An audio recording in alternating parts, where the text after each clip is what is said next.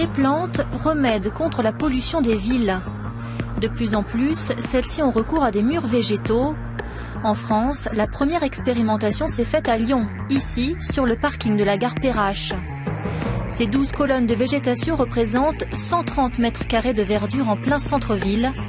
Concrètement, à l'intérieur du parking, l'air pollué par les pots d'échappement est aspiré par des tuyaux. Il est ensuite rejeté directement dans le mur végétal.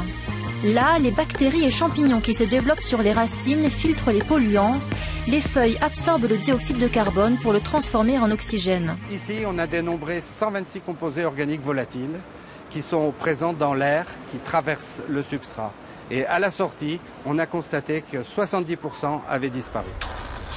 Autoroute A1 au nord de Paris. Près de 80 000 véhicules défilent ici chaque jour. Yvon Navarro, employé de péage, est particulièrement exposé à la pollution. Pour pallier le problème, un cube végétal a été installé à proximité par la société d'autoroute.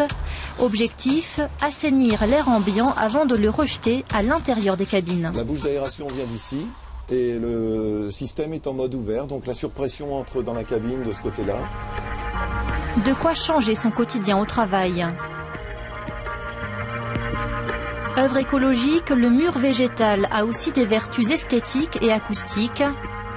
S'il se développe peu à peu en Europe, il connaît un véritable succès dans des pays comme la Chine ou le Mexique, où la pollution est un fléau.